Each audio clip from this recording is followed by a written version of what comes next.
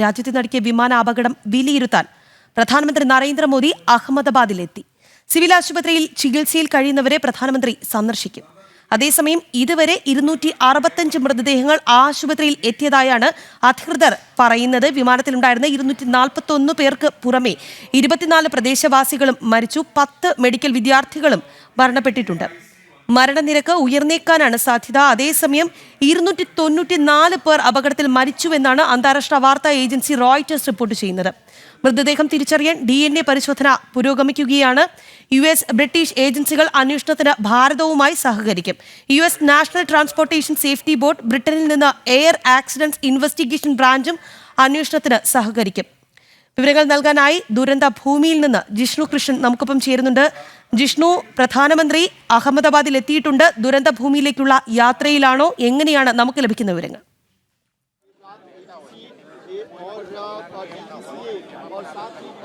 പ്രധാനമന്ത്രി നരേന്ദ്രമോദി അഹമ്മദാബാദിലേക്ക് എത്തിയിട്ടുണ്ട്. അദ്ദേഹം അല്പസമയത്തിനകം തന്നെ ഈ അപകടം നടന്ന സ്ഥലത്തേക്ക് സന്ദർശിക്കും. നമുക്ക് ദൃശ്യങ്ങളിൽ കാണുന്നത് പ്രധാനമന്ത്രിയുടെ സുരക്ഷാ വാഹനങ്ങളാണ്. ജാമറുകൾ ഉൾപ്പെടെ ഘടിപ്പിച്ചിട്ടുള്ള പ്രധാനമന്ത്രിയുടെ സുരക്ഷാ വാഹനങ്ങൾ ഈ അപകടം നടന്ന സ്ഥലത്തിന് മുൻപിലേക്ക് എത്തിയിട്ടുണ്ട്.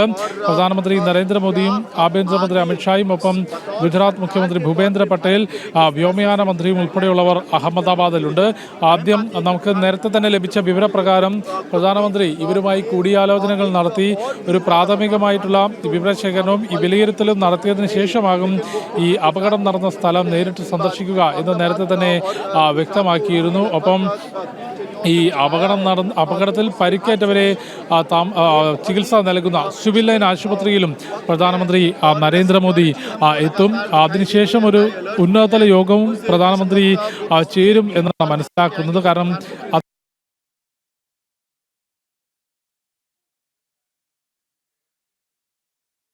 242 യാത്രക്കാർ, അതിലൊരു യാത്രികൻ അതിസാഹസികമായി അത്ഭുതകരമായി രക്ഷപ്പെട്ടു.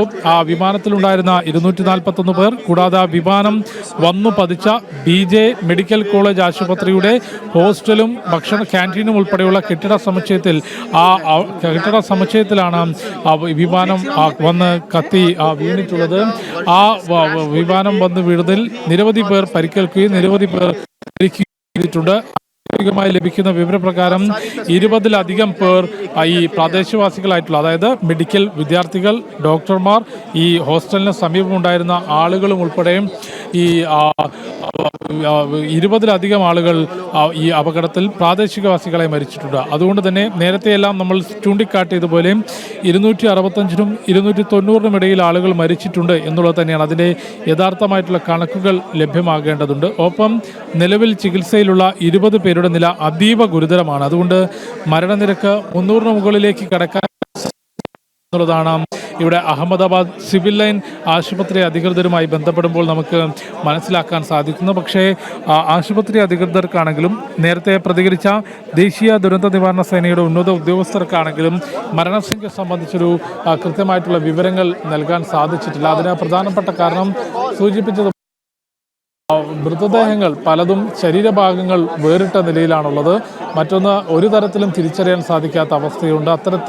അത്രയും കത്തി അമർന്ന രീതിയിലാണ് മനുഷ്യ ശരീരങ്ങളുള്ളത്. അവരെ തിരിച്ചറിയുകയും അത് എത്രത്തോളം ആളുകളുണ്ട് എന്ന് തിരിച്ചറിയുന്നതും വളരെ ശ്രമകരമായിട്ടുള്ളൊരു നടപടിയാണ്. ആ നടപടി പുരോഗമിച്ചു കൊണ്ടിരിക്കുന്നു. DNA പരിശോധന, DNA സാമ്പിളുകൾ ശേഖരിക്കുന്ന നടപടികൾ ഏകദേശം പൂർത്തിയായിട്ടുണ്ടെന്നാണ് മനസ്സിലാക്കുന്നത്. ആ DNA പരിശോധന കഴിഞ്ഞ് ഔദ്യോഗിക നടപടികൾക്ക് ശേഷമായിരിക്കും മൃതദേഹങ്ങൾ വിട്ടു നൽകുക. ആ സമയത്തായിരിക്കും ഈ മരണത്തിൻ്റെ ഒരു ഔദ്യോഗിക മരണസംഖ്യ എത്രയാണ് എന്നറിയാൻ സാധിക്കുക. നമുക്കേതായാലും പറയാൻ സാധിക്കുന്നത് 265-നും 290-നും ഇടയിൽ മരണം സംഭവിച്ചിട്ടുണ്ട്. 20-ലധികം ആളുകളുടെ നില അതീവ ഗുരുതരമാണ്. അതിനാൽ മരണസംഖ്യ 300-ന് മുകളിലേക്ക് ഉയരാനുമുള്ള സാധ്യതയുണ്ട് എന്ന് മാത്രമാണ് അത് സംബന്ധിച്ച് നമുക്ക് പ്രേക്ഷകരിലേക്ക് എത്തിക്കാൻ സാധിക്കുക. ഒപ്പം അപകടത്തിൻ്റെ അന്വേഷണവുമായി ബന്ധപ്പെട്ട് ഭാരതത്തിൻ്റെ ഭാഗത്തുനിന്ന് 2 വിശദമായ അന്വേഷണങ്ങൾ നടക്കുന്നുണ്ട്. ഒന്ന്, വ്യോമയാന മന്ത്രാലയം ഒരു പ്രത്യേക സമിതിക്ക് രൂപം നൽകിയിട്ടുണ്ട്. ആ സമിതി വിശദമായ അന്വേഷണം നടത്തും. ഈ അപകടം സംഭവിച്ചിട്ടുള്ള വിമാനത്തെക്കുറിച്ച്,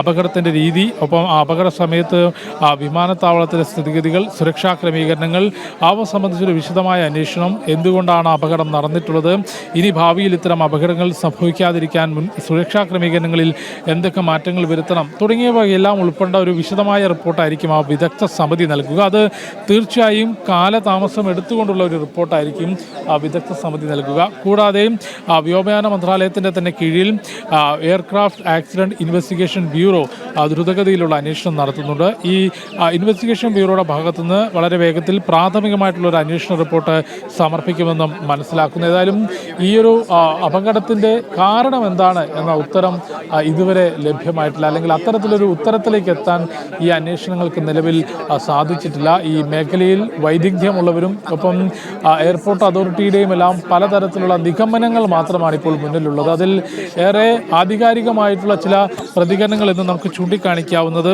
ഈ വിമാനം, എയർ ഇന്ത്യ വിമാനം, ലണ്ടനിലേക്കുള്ള എയർ ഇന്ത്യ വിമാനം ടേക്ക് ഓഫ് ചെയ്യുമ്പോൾ തന്നെ പൈലറ്റിന് അതിൽ അപകടം തിരിച്ചറിയാൻ സാധിച്ചിരുന്നു എന്നുള്ളതാണ്. അതുകൊണ്ടാണ് ഒന്ന് ഈ ATCയിലേക്ക് ഇത്തരത്തിലുള്ള സന്ദേശങ്ങൾ എത്തിയത്. മറ്റൊന്ന്, ഈ വിമാനത്തിൻ്റെ ലാൻഡിംഗ് ഗിയർ ഉള്ളിലേക്ക് മടങ്ങിയിരുന്നില്ല. ഒരു പരിധിക്ക് അപ്പുറത്തേക്ക് മുകളിലേക്ക് വിമാനം എത്തുമ്പോൾ അത് സ്വാഭാവികമായും ഉള്ളിലേക്ക് മടങ്ങേണ്ടതാണ്. അത്തരത്തിലൊരു പ്രവർത്തനം നടന്നിട്ടില്ല. അത് ഒന്നുകിൽ അതിൻ്റെ തകരാർ സംഭവിച്ചത്, അതല്ലെങ്കിൽ ഈ ടേക്ക് ഓഫിനിടയിൽ തന്നെ തിരിച്ചറിഞ്ഞതുകൊണ്ട് ഒരു അടിയന്തര ലാൻഡിങ്ങിന് പൈലറ്റ് തയ്യാറെടുത്തിരുന്നു എന്നുള്ള തുടങ്ങിയിട്ടുള്ള ചില വിശദീകരണങ്ങളും അഭിപ്രായങ്ങളും വരുന്നുണ്ട്. ഏതായാലും ടേക്ക് ഓഫ് സമയത്തിൻ്റെ വളരെ ചുരുങ്ങിയ സമയം, ടേക്ക് ഓഫ് ചെയ്ത് 3-4 മിനിറ്റിനുള്ളിലാണ് ഈ വിമാനം കത്തിയെരിഞ്ഞ് അപകടമുണ്ടായിട്ടുള്ളത്. അതുകൊണ്ട് ടേക്ക് ഓഫ് സമയത്ത് തന്നെ വിമാനത്തിനുള്ളിൽ ചില തകരാറുകളോ അല്ലെങ്കിൽ മറ്റെന്തെങ്കിലും സംഭവങ്ങളോ ഉണ്ടായിട്ടുണ്ട് എന്നുള്ളത് തന്നെയാണ് നിഗമനം. അത് എന്താണ് എന്നുള്ളതും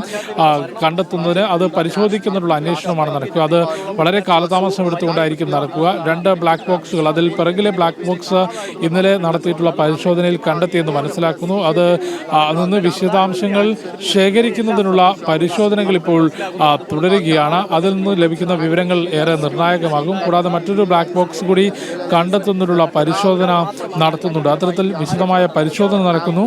ദേശീയ ദുരന്ത നിവാരണ സേനയുടെ നേതൃത്വത്തിൽ അഗ്നിശമന സേനയും പോലീസും സൈന്യവും സംയുക്തമായി രക്ഷാപ്രവർത്തനം നടത്തി. ഇപ്പോഴും വിശദമായിട്ടുള്ള പരിശോധനയും ഈ വിമാനത്തിൻ്റെ അവശിഷ്ടങ്ങൾ നീക്കലും കെട്ടിടത്തിൻ്റെ അവശിഷ്ടങ്ങൾ നീക്കിക്കൊണ്ടുള്ള അവസാനഘട്ട പരിശോധന നടത്തുകയാണ്.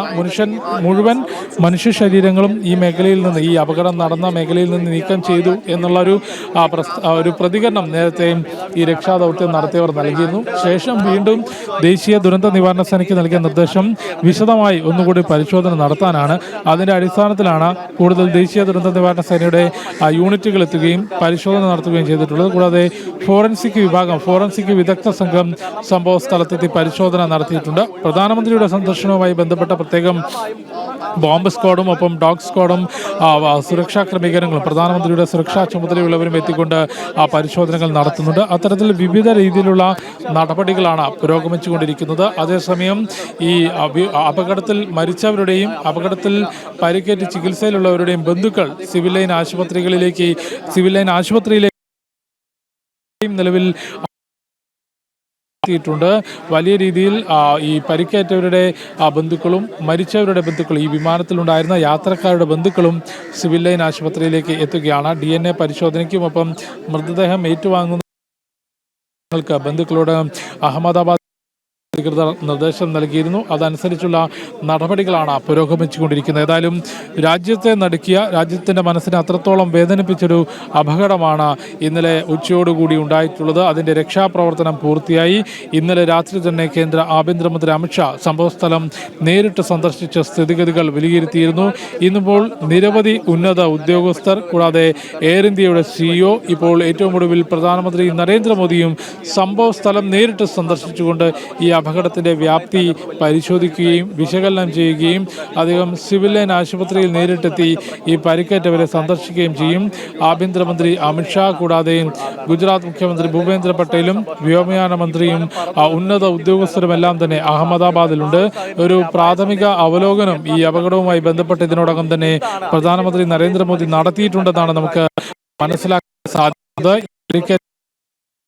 ചികിത്സ ഉറപ്പാക്കുന്നതിനുള്ള നിർദ്ദേശം പ്രധാനമന്ത്രി നൽകിയിട്ടുണ്ട്. നിലവിൽ ഈ അപകടവുമായി ബന്ധപ്പെട്ട് 2 കാര്യങ്ങൾക്കാണ് പ്രാധാന്യം നൽകുന്നത്. അതിലൊന്ന് അപകടത്തിൽ പരിക്കേറ്റവർക്ക് മികച്ച ചികിത്സ ഉറപ്പാക്കുന്നതിനും ഒപ്പം ഈ അപകടത്തിൻ്റെ കാരണവും വിശദാംശങ്ങളും മനസ്സിലാക്കുന്നതിനുള്ള അന്വേഷണവുമാണ് മുൻപോട്ട് പോകുന്നത്. ഈ 2 കാര്യങ്ങൾക്കാണ് നിലവിലെ മണിക്കൂറിൽ ഏറ്റവും കൂടുതൽ പ്രാധാന്യം നൽകുന്നത്. ആദ്യം അപകടം സംഭവിച്ച ആദ്യഘട്ടം ഈ അപകടത്തിൽപ്പെട്ട അത് വിമാനത്തിനുള്ളിലുള്ളവരോ അല്ലെങ്കിൽ ഈ കെട്ടിടത്തിനകത്തുള്ളവരോ ആരെയാണെങ്കിലും ജീവനോടെ രക്ഷിക്കാനുള്ള അല്ലെങ്കിൽ അവരുടെ ജീവൻ നിലനിർത്താനുള്ള ശ്രമത്തിനായിരുന്നു ഏറ്റവും കൂടുതൽ പ്രാധാന്യം നൽകിക്കൊണ്ട് ഈ രക്ഷാ നടപടികൾ ഇവിടെ നടന്നത്. അതിനുശേഷം രക്ഷാദൗത്യം പ്രാഥമിക ഘട്ടം പൂർത്തിയായി. ഇപ്പോൾ വിശദമായ പരിശോധന നടക്കുന്നു.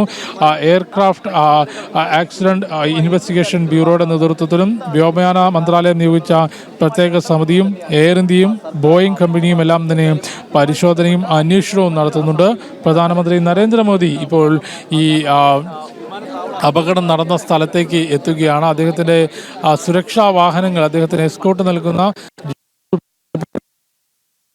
രാജ്യത്തിനടുക്കിയ അഹമ്മദാബാദ് വിമാന ദുരന്തത്തിൽ മരണം 294 എന്നാണ് അനൌദ്യോഗികമായ കണക്കുകൾ പറയുന്നത്. നിലവിൽ 24 പ്രദേശവാസികൾക്ക് ജീവൻ നഷ്ടമായി എന്നും പറയുന്നുണ്ട്. നിരവധി പേർ